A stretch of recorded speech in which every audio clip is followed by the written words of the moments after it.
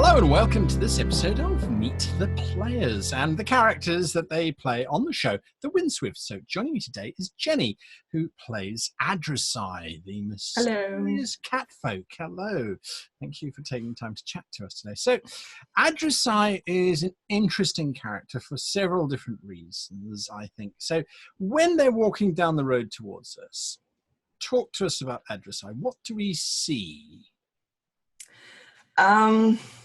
I think Adrusai is very sort of confident and open person, very sort of, likely to look at you with a curious expression, sort of, hello, what are you? Hello, can I get to know you? What's going on? Sort of very, very forward and curious. Always wears very sort of finely decorated, the sort of Cathar style of imagine this sort of Indian clothing called a shawani, I believe, which is often very, very well embroidered and fitted, sort of many sort of beautiful silks and stuff. Sort of surprisingly well dressed and kept for a wizard, I think. Right. Wizards are usually very sort of scruffy, bookish people, but I think generally just sort of enjoying being out in the world. No shoes, which is the habit they're trying to break now with the whole cutting up the feet incidents in that lost episode. I believe it was. Sorry, I shouldn't have reminded you. That was a bad time. Dark times. Dark times. All right, so that's what we see. And Adrusai is Cathar, which is the cat. Yes. Okay. Yes. Which I consistently forget to mention. I forgot to mention that in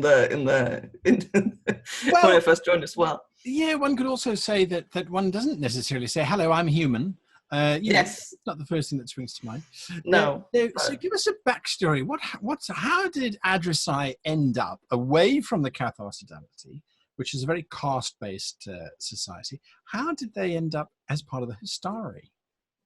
Oh, that is a long and interesting story. One I'm not quite sure I want to give too many details on because we haven't... Highlights? Yes. No, we haven't come to that point in the story yet, which I'm sort of looking forward to getting there. They were affiliated with... I think I can say that because we've sort of left enough hints about that. They were affiliated with a rather occultish group who did rather a lot of nasty things back in the Cathar Sodality, including involving various dragon artifacts. Very bad people. And they eventually went, this is not a good thing. I need to sort of actually do something about this. And so what they did is they grabbed one of the artifacts and they went straight to the Order headquarters in that city and just gave it to the local deacon and went, here, I can show you where to get more of these. Also, I'd like you to join because I think I need to get out of this city after this for various sort of trying to avoid reprisals and whatnot. Right. And that deacon just went, what? And sort of it became like a massive thing, and there was a purge of this cult group, and now Adrusai changed their name from what they had before and sort of went incognito and just left across the world to sort of get away from this.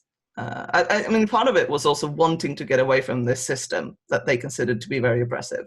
Right. And I mean, that's also part of why they very much dislike that kind of institutional control that leaves so many people helpless to their own destiny and to change their own fates, which is why I've also deliberately avoided any kind of mental control spells in when I made the character, because I felt that was sort of fundamentally against their views. Right, of course, yes. Okay. And with that in mind, what are their goals? What's Adrusai's goal in life now? Adrusai is not an atheist per se, because they know that gods exist, they're there. They just don't really trust them that much. Because as far as they're concerned, the gods needed a lot of help to come get the dragons away. the gods needed to be like called in, and they needed to be like worshipped a lot, and they needed to be begged for it, basically. So what Adru'Sai's opinion on this is that next time, because sooner or later the dragons will be back, no matter how many times we stop this, they just need to get lucky once. Sooner or later the dragons will be back, and when they do come back, we cannot trust the gods. So we need to be able to deal with them ourselves, which means that we need to build up our understanding and our power. That they basically want to gain the personal and collective power of the order to the point where we can deal with the dragons ourselves. Let's become gods situation without actually having this sort of personal hybrid. What now is it called? Hubris. Right. Or the narcissism to need to be worshipped and yes. Given no, it's more about gods. Let's become good gods. Yes, let's become very specific gods. I think better gods. Okay, so that's not a small goal, really. No, I like the big goals. Yeah, apparently so. And just very briefly, talk to us about why we refer to Adrusai as they or their. Just give us a little bit of people who might not know.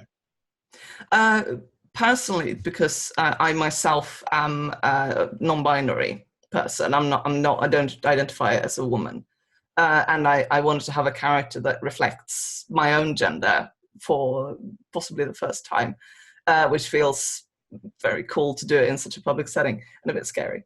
But it's also my this idea that I had. I was very fascinated by the Cathar. When I first made the character as this sort of strict caste-like society of people, and based on cats as well, which have very little sort of visible duality when it comes to gender. So I wanted to sort of dig into that and think of the fact that when they're not like actively pregnant, there isn't really a lot of difference between the males and the females.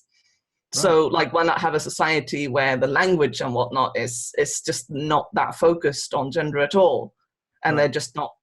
And I think Cathar out in the world are a lot more aware that other species have this thing about your genitals. And it's a little weird, but we try to be patient. So it's okay, like, we understand. And some of them have, like, started referring to their own genitals to be, like, culturally sensitive to the humans and the other races. Right. But I think Adrusai just doesn't really care that much. And I think the point, it's actually at a point where I haven't myself decided what's going on down there for Adrusai. And I think it might come up at some point if they have to be very naked, or if they shave Adrusai. Yes, get them naked and shave them completely. Then maybe we can find out. I'll roll a die or something. Or if they have to have a child with someone at some point. Right. But I'm hoping if that happens, I will have a partner which is equally gender unidentifiable, so that you sort of you don't get an answer anyway. Yeah, kind of like dwarves, anyway. All right, well, There we go. We've now met Adrusai. That if you've been watching, that's the full crew of the Windswift as they currently stand. Or we're calling her now as fast as the Windswift, because that's really what she's been reduced to. But anyway, if you don't know what I'm talking about, watch the show. It airs every Monday, and we'll continue to air into the far future as we continue to record episodes. And so thanks for watching. Thanks for spending some time with us, Jenny, introducing us to Adrusai. And until next time, I wish you and yours the very happiest of gaming.